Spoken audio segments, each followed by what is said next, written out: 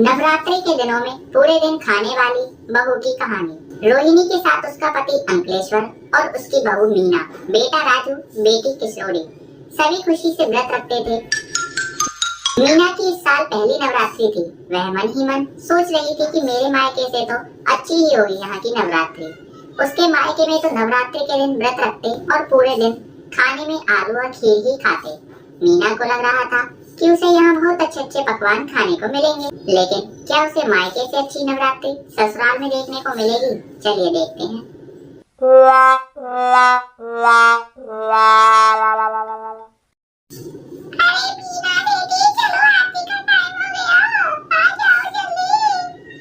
आ रही हूँ माँ जी, बस सेंट लगा लूं। माता रानी सबका भला करो, लेकिन शुरुआत मुझसे करो। बाहर सब मीना का इंतजार कर रहे थे और वहाँ मीना आराम से सेंट में नहा रही थी। अरे माँ, आप आरती शुरू करो, भाभी को पता नहीं आने में कितना समय लगेगा। अरे चुप रह ले किशोरी, तुझे लेट हो रहा है तो यहाँ से चली जा। मैं क्यों जाऊँ? राजू भैया, मुझे नहीं हो रही है देर। अरे तो देर नहीं हो रही है तो चुप रहकर खड़ी नहीं हो सकती है क्या? माँ देख लीजिए, भाभी की बात आई तो कैसे नेट चढ़ रहे हैं। अरे अब तुम चुप रहोगे दोनों, ये नवरात्रि के पहले दिन पिटना है। इतने में वहाँ सज धज के मीना आ जाती है। राजू मीना के सेंट से बहुत छींक रहा था। छवि किरण बोलती है, लो माँ, अब शगुन हो गया। अब तो भगवान भी नहीं चाह रहे हैं कि भाभी आरती में शामिल हो। अरे ऐसी बात नहीं है दीदी, को तो मैंने परफ्यूम लगाया है ना, उससे नहीं छींक आ गई है। चलो ठीक है, ज्यादा बकर बकर तो करो मत, मेरे सामने नवरात्रि है, नवरात्रि जैसा माहौल बना लो। हाँ माँ। वह चारों नवरात्रि के पहले दिन आरती करते हैं और उन चारों में सबसे ज्यादा खुश मीना ही होती है, क्योंकि उसे मायके में तो केवल आलू खीर ही मिलते। लेकिन मीना को क्या पता था कि उसे तो आलू खीर क्या, एक गिलास पानी भी नहीं मिलेगा। रोहिणी की बात सुनकर धीरे धीरे तीनों आरती ले लेते हैं। तभी मीना बोलती है, अरे माँ जी, आरती तो पूरी समाप्त हो गई है, तो अब मैं रसोई में चली जाऊँ?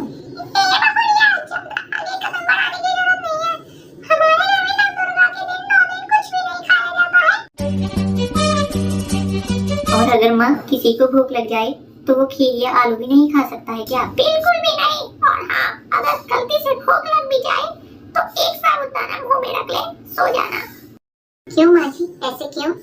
साबूदाने के एक दाने से हम पूरे दिन भूखे रह सकते हैं, क्योंकि रुक्मणी की बात सुनकर मीना बहुत ही परेशान हो जाती है। वह अपने पति का इंतजार करती है, क्योंकि उसे 9 दिन भूखा रहना समझो किसी ने उसे श्राप दे दिया हो। अरे जी, मुझे आपसे एक बात करनी है। क्यों, क्या हुआ? अगर मान लो हमें व्रत नहीं रखना है तो कुछ माँ कहेंगी तो नहीं? अरे वो क्या कहेंगी, ये तो स्वेच्छा से हम रख सकते हैं। तो ठीक है, मैं नहीं रखूंगी व्रत, क्योंकि मुझे तो बहुत भूख लगती है।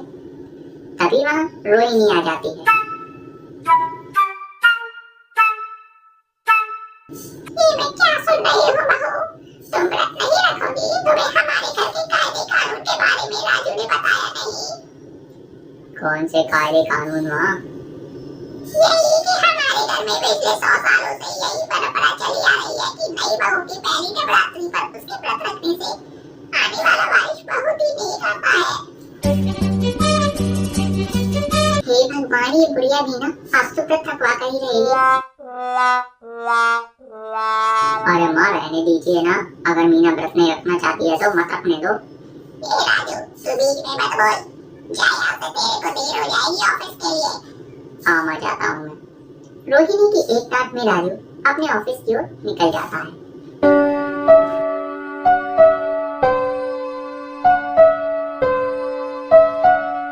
क्या हो गया मीना बहू, क्या सोच में पड़ गई हो? लगता है मन नहीं है व्रत रखने का।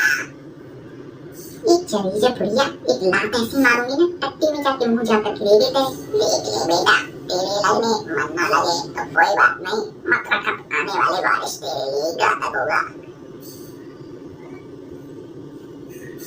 अरे ऐसा कर मीना, इस बुढ़िया से कहती कि हाँ मैं व्रत रख लेती हूँ, बाद में जब सब सो जाएंगे तब कुछ न कुछ बना ही लूंगी चटपटा सा अपने खाने के लिए, किसी को पता भी नहीं चलेगा। अरे बेटी, क्या बार बार सोच में पड़ जा रही हो?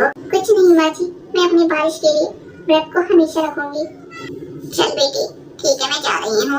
और हाँ, घर में देखती रहियो कि किरण या राजू या सोनू के पापा कोई भी ना तो घर में कुछ बनाए और ना ही बाजार से ऑर्डर करे। सही है ना? ठीक है माँ जी। इतना कहकर रोहिणी वहाँ से चली जाती। ए बुढ़िया, औरों की तो पता ना, लेकिन मैं अपनी बता सकती हूँ कि मैं तो खाऊंगी। और तुझे क्या, तेरे घर में किसी को भी कुछ नहीं पता चलेगा। आई बुढ़िया कहीं की। रात हो जाती है। मीना बार बार उठती और फिर लेट जाती है, क्योंकि उसने सुबह से कुछ भी नहीं खाया था। बेचारी मीना सोच रही थी कि मायके से अच्छा ससुराल में खाने को मिलेगा, लेकिन भगवान की कुछ और ही मर्जी थी। चलो, ऐसे में सब सो रहे होंगे, अब मैं अपने खाने के लिए कुछ चटपटा सा बना लूं। बहुत भूख लग रही है मुझको तो।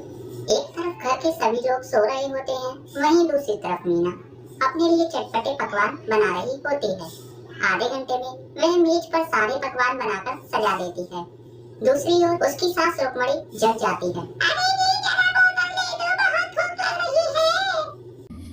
अरे क्या पागल है रुक्मणी, पानी से भूख नहीं प्यास मिटती है। अरे हाँ, मैं नहीं जा रहा हूँ। तेरे को तो पता ही है मेरे दस्त हिल रहे हैं पेट में। अगर चला तो सारे दस्त बाहर आकर फैल जाएंगे। रुक्मणी, अगर मैं बहाने ही लगा रहा था तो मैं अम्बे जी की आरती में क्यों नहीं आया पता।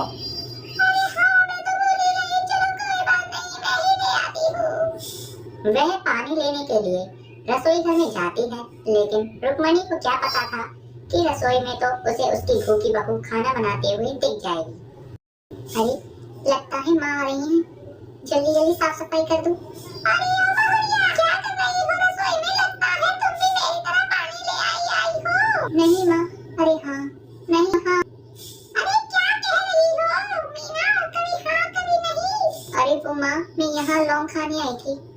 अच्छा, हाश, चलो बस तो गई। ये सही हुआ कि माँ को कुछ पता ही नहीं चला, नहीं तो आज मैं फंस ही जाती। रुक्मणी पानी की बोतल को लेकर जा ही रही होती है कि उसे मेज पर खाना दिख जाता है। ओहो, मर गई। अब तो क्या करूं, कोई बहाना बनाना पड़ेगा। हाँ माँ, क्या हुआ? इतनी तेज क्यों चीख रही हो आप? हाँ माँ, क्या हो गया? हाँ माँ, क्या हो गया?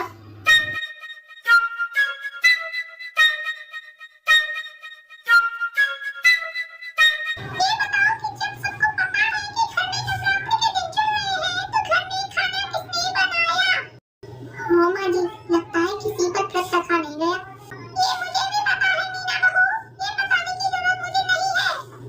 ऐसा करती हूँ, माँ मुझे पकड़े उससे पहले मैं माँ जी से कह देती हूँ कि किरण ने बनाया है ये खाना। अरे माँ, बहुत रात हो गई है, कल सुबह बात कर लेना। नहीं राजू बेटा, ये इतनी छोटी बात नहीं है, ये तो माँ दुर्गा जी का अपमान है, अपमान। माँ जी, मुझे पता है कि ये खाना किसने बनाया है।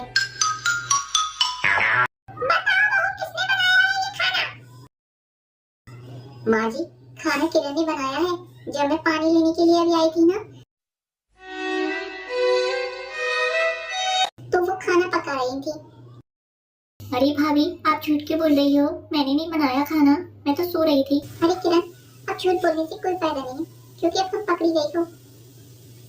माँ, आपको भी लगता है कि मैंने खाना बनाया होगा? अरे रुको, मैं अभी बताती हूँ कि खाना किसने बनाया है।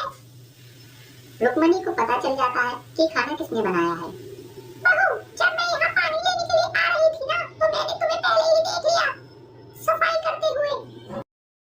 तो अब तुम अपना इल्जाम दूसरों पर मत थोपो। हाँ भाभी, मुझे नहीं पता था कि तुम खाना खाने के लिए किसी भी हद तक गिर सकती हो। सॉरी किरण और माँ जी, अब मैं क्या करूँ? मुझे भूख लग रही थी तो मैं क्या करती। मुझे माफ कर दीजिए माँ और किरण दीदी। ठीक है, चलो जाओ अपने अपने कमरों में। इस बात से राजू बहुत दुखी हो जाता है, क्योंकि उसकी पत्नी मीना ने अपने व्रत को तोड़ने की कोशिश की थी।